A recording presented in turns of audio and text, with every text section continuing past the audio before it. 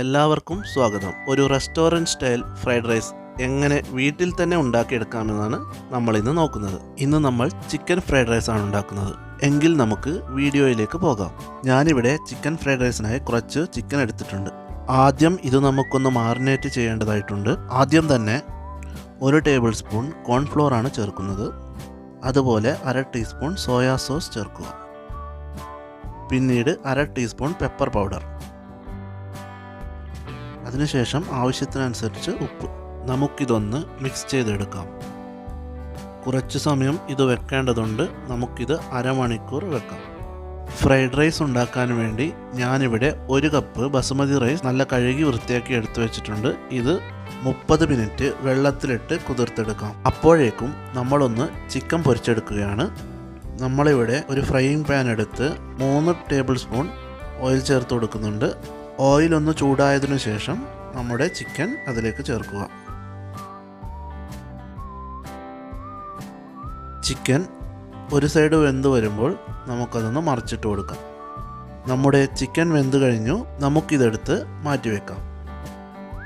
നമുക്കിനി റൈസ് ഉണ്ടാക്കാൻ തുടങ്ങാം. ഏകദേശം 4 കപ്പ് വെള്ളം തിളക്കുമ്പോൾ നമ്മൾ നേരത്തെ സോക്ക് ചെയ്ത് വെച്ചിരിക്കുന്ന ബസുമതി റൈസ് ചേർക്കുക.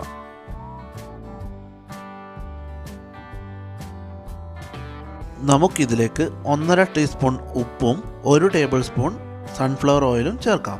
ഇവിടെ പ്രധാനമായും ശ്രദ്ധിക്കേണ്ടത് റൈസ് കൃത്യമായ അളവിൽ വേവുക എന്നതാണ്. ഇതിപ്പോൾ ഏകദേശം വേവായിട്ടുണ്ട്. ഉടനെ തന്നെ തീ ഓഫ് ചെയ്ത് ഡ്രെയിൻ ചെയ്തെടുക്കാവുന്നതാണ്. എന്നിട്ട് മാറ്റിവെക്കുക. ഇനി നമുക്ക് ഫ്രൈഡ് റൈസ് ഉണ്ടാക്കാൻ തുടങ്ങാം. ആദ്യം ഒരു കടായി എടുത്ത് അതിലേക്ക് 3 മുട്ട പൊട്ടിച്ചൊഴിക്കുക. അതിലേക്ക് 1 പിഞ്ച് ഉപ്പും 1/2 ടീസ്പൂൺ പെപ്പർ പൗഡറും ചേർക്കുക. എന്നിട്ട് നന്നായി സ്ക്രാമ്പിൾ ചെയ്തെടുക്കുക.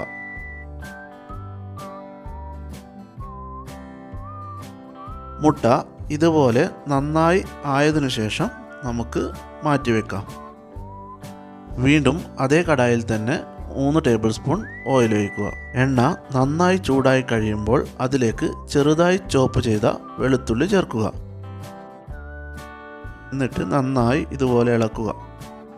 പിന്നീട് അതിലേക്ക് ഒരു 1/4 കപ്പോളം സ്പ്രിംഗ് ഓണിയൻ ചേർക്കുക. എന്നിട്ട് ഇതുപോലെ ഇളക്കുക.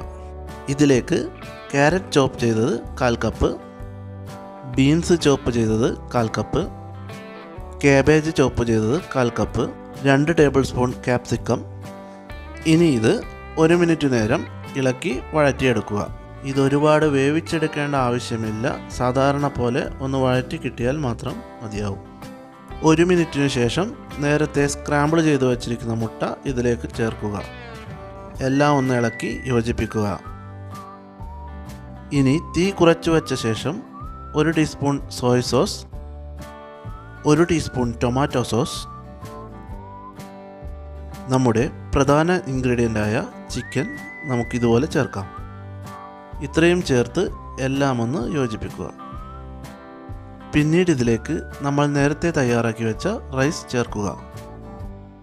കുരുമുളക് ക്രഷ് ചെയ്തത് അല്ലെങ്കിൽ പൗഡർ 1/2 ടീസ്പൂൺ, സ്പ്രിംഗ് ഓണിയൻ്റെ ഗ്രീൻ പാർട്ട് ചോപ്പ് ചെയ്തെടുത്തത് 1/4 കപ്പ്. തീ മാക്സിമത്തിലേക്ക് വെച്ച് നന്നായി ഒന്ന് മിക്സ് ചെയ്യുക. മിക്സിങ്ങിലാണ് ഫ്രൈഡ് റൈസിൻ്റെ ടേസ്റ്റ് ഇരിക്കുന്നത്.